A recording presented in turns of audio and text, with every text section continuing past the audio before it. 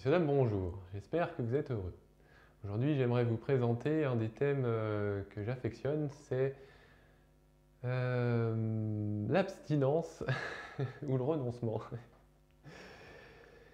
Donc, messieurs, dames, pourquoi cela? Pour la raison suivante, c'est que je me suis rendu compte que dans ma vie, l'abstinence ou le renoncement est quelque chose qui me mène depuis de nombreuses années, dont des fois sans m'en rendre compte je pratiquais, et puis au fur et à mesure des années j'ai un peu appris à mettre des mots dessus pour finalement être comme le renonçant, quelqu'un qui se détache de diverses choses matérielles notamment, mais pas que, je vais développer dans cette vidéo.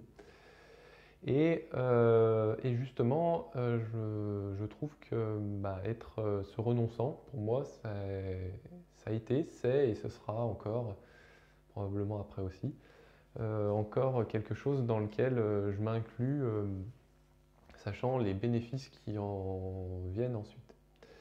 Voilà pourquoi peut-être j'aborde ce thème aujourd'hui. Donc, messieurs, dames, ce que j'ai évalué comme domaine dans lesquels j'ai pratiqué, je pratique et je pratiquerai peut-être encore le renoncement ou l'abstinence, c'est les 5 désirs. Donc, ce sont les suivants. Désir pour les biens matériels, le désir pour le plaisir des sens, le désir pour le succès, le désir pour la nourriture-boisson et le désir pour le sommeil. Voilà les 5 désirs dans lesquels j'ai établi que je pratique le renoncement ou l'abstinence. On pourrait dire aussi le détachement. Donc, messieurs, dames, au début de ma vie, j'ai fait un peu comme tout le monde. J'ai accumulé des biens matériels, que ce soit de l'argent, des biens, vêtements, voire aussi des livres, aussi beaucoup de livres. J'ai été quelqu'un qui lisait beaucoup des livres à la bibliothèque. Là, je ne les accumulais pas. Mais des livres un peu plus tard, c'est les mangas. Donc j'en avais une certaine quantité, une collection même. Et effectivement, un peu comme tout le monde, parce que je voyais qu'autour de moi, ils avaient le dernier manga, le dernier truc, le dernier machin. Je dis, bon, moi je fais pareil, hein. Et effectivement, c'est intéressant parce que j'ai trouvé un intérêt à posséder ceci, cela, mais sans vraiment jamais avoir de fin. C'est-à-dire, bon, je vais prendre l'exemple d'un manga. Quand je lisais un manga, je lisais les premières pages. J'étais à fond à lire ce manga. Et puis, quand arrivait la fin, je disais, ah mince, c'est fini, c'est frustré, je dois attendre le prochain numéro ou le prochain tome. Et effectivement, je me rends compte que, en fait, j'aime bien prendre plaisir à posséder des choses comme des mangas ou d'autres biens. Au fur et à mesure de ma vie, ça a évolué.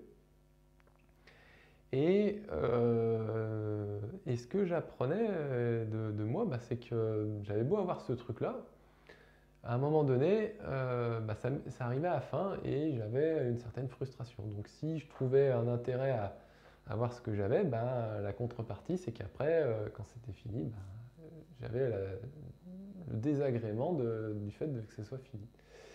Et en fait, quelque part, la vie est bien faite parce qu'elle m'apprenait au fond à considérer qu'à désirer quelque chose, je me mettais dans une position inconfortable jusqu'au moment où je l'avais, j'en profitais et naturellement, ce que je profitais retournait d'où ça venait.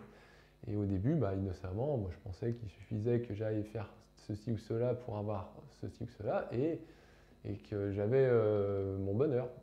Mais c'était pas sans savoir que le bonheur, il ne se trouve pas dans la chose que je cherche, mais dans le chemin que je parcours. Et oui. Mais bon, étant jeune, incrédule, j'acquérais ce que je souhaitais et j'y trouvais mon bonheur. Et puis au fur et à mesure des années passantes, notamment au travers de cet exemple très, très parlant chez moi des mangas, accumuler une série, puis une seconde, puis une troisième, puis une quatrième. Et au fond, c'était plus fins de tomes qui mettaient ma frustration à l'épreuve, mais les fins de séries. Car oui, certaines séries ne durent pas indéfiniment, hein. Sachez-le, chers lecteurs de manga. Attendez-vous qu'un jour, bah oui, une série se finisse. Et c'est ce que j'ai appris à mes dépens, bien sûr, de ce que je connaissais un peu avec un tome, que je voyais que ça se finissait et que j'étais frustré à la fin. Et ben, je le voyais sur des échelles un peu plus grandes, comme justement une série qui se termine. Et de surcroît, des grandes séries, quand on est amateur de manga dans les années 90, ben, la série comme Dragon Ball, quand elle termine, ben, c'est... Alors je dirais pas que c'est une petite larme qu'on verse, mais quand même c'est une certaine déception. Et à ce moment-là, on pense ben, un peu tout ce que l'on a vécu à ce moment-là avec cette œuvre. Et bon, des fois on tente bien de se contenter d'une autre série, hein. Bon, je parle de moi encore, mais je ne suis pas le seul dans ce cas-là, parce que les lecteurs de manga savent ça bien comme moi aussi. Mais c'est vrai que j'ai connu ce côté, ce désagrément, cette insatisfaction à ne plus voir mon désir assouvi. Et cette quête assoiffée du prochain manga, du prochain bien, etc. Et c'est très parlant qu'en fait, quand je suis dans cette démarche à vouloir ben, toujours plus, toujours plus, toujours plus, en fait, je veux satisfaire mon désir. Et ce désir, ben, dans un bien matériel, ben, il a ses limites. Tout comme moi, je ne peux pas désirer la Lune si je veux vraiment avancer. Et c'est ce que j'ai appris avec le matériel, c'est-à-dire que ben, j'y trouve un certain intérêt, mais que cet intérêt, si je le cherche que dans le matériel, ben, je me leurre, je passe à côté de mon humanité. Je suis comme ces gens assoiffés alors j'allais dire du dernier iPhone, mais c'est un peu ça, hein, c'est toujours plus de technologie ou le dernier jeu vidéo ou la dernière carte graphique. Vous voyez ce qu'un jeune homme de notre époque peut désirer ardemment. Et effectivement, j'en vois effectivement que cette insatisfaction, ce désir inassouvi, ne peut jamais être assouvi. Et donc, en se disciplinant à comprendre cette réalité qu'il n'y a jamais de fin à ce désir, et j'ai appris à me contenter. Donc, à avoir pas forcément le dernier cri en téléphone. Quoique bon, à l'époque, quand j'ai commencé, il n'y avait pas vraiment de téléphone comme maintenant. Mais pour donner une idée à notre époque, au fur et à mesure de ma vie, par exemple, juste prendre l'exemple du téléphone à notre époque, j'ai acheté un smartphone, ben, c'est toujours le même depuis 10 ans, en 9 ans, 9 ans. Mais il me suffit très bien. Et d'ailleurs, je filme avec celui-ci actuellement. Donc vous voyez comment on peut justement développer un intérêt pour quelque chose et puis s'en contenter. Voilà, on n'est pas obligé, encore une fois, de changer pour le dernier iPhone, etc.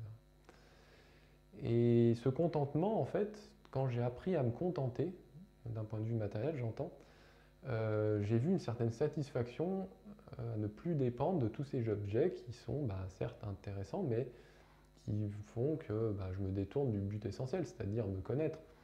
Au fond, quel est l'intérêt de vivre dans cette vie? Et à ce moment-là, je me pose cette question, je me dis, bon oui, ok, j'ai jamais vraiment trouvé de fin au matériel, c'est que moi je dois être pareil, hein, je dois avoir pas forcément de fin à ce que je vis. Et oui, parce que le monde est à notre image, hein. Le monde est à notre image. Donc, voyant que les biens matériels ne m'apportaient pas plus de satisfaction, j'ai compris qu'en fait, en moi, j'avais déjà toutes les clés, comme effectivement de connaître cette satisfaction, ce bien-être, ce bonheur, mais que tant qu'il était voilé par ma quête assoiffée de vouloir plus, je passais à côté de l'essentiel. Mais qu'en renonçant à vouloir toujours plus et en me satisfaisant de ce que j'avais, en me satisfaisant de ce que j'ai, bah, j'ai compris que je vis pleinement ma vie correctement. Donc voilà, mais c'est là comment j'ai développé, et je développe, et je développerai encore, le renoncement ou l'abstinence à vouloir plus de besoins matériels. Ensuite, un deuxième domaine dans lequel je vois l'insatisfaction opérer, hein, notamment dans les... Donc c'est le domaine des sens, le domaine des plaisirs des sens.